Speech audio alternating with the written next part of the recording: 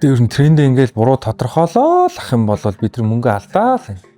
Тэрийг л ойлгохгүй л байгаа юм л да. За hi guys, 3 дахь видео. За энэ видеогоор хэдүүлээ баталгаажсан болон баталгаажгүй order flow-ийн ялгааг нь таньж мэдэх нэ.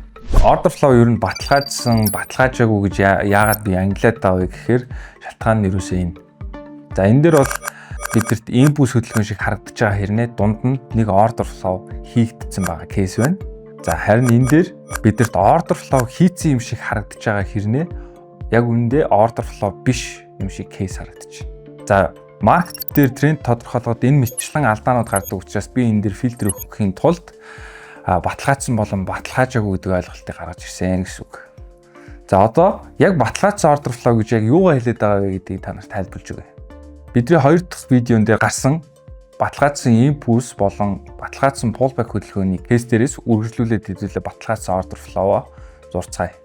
За яг энэ кейсэн дээр баталгаажсан lower low харагдаж байна. За үргэлжлүүлж pullback хөдөлгөөн мөн явж дуусаад шинэ импульс хөдөлгөөн эхэлж lower low-ыг эвдсэн тэр цагаас хойш баталгаажсан lower high үүсэж байна. За ингээд баталгаажсан lower low-оос баталгаажсан lower high хоёрын хоорондох зайг л бид нар баталгаажсан order flow буюу ихэнх хүмүүсийн мэддгээр нэг доо үүсэж байгаамаа гэж ойлгож болох нэ.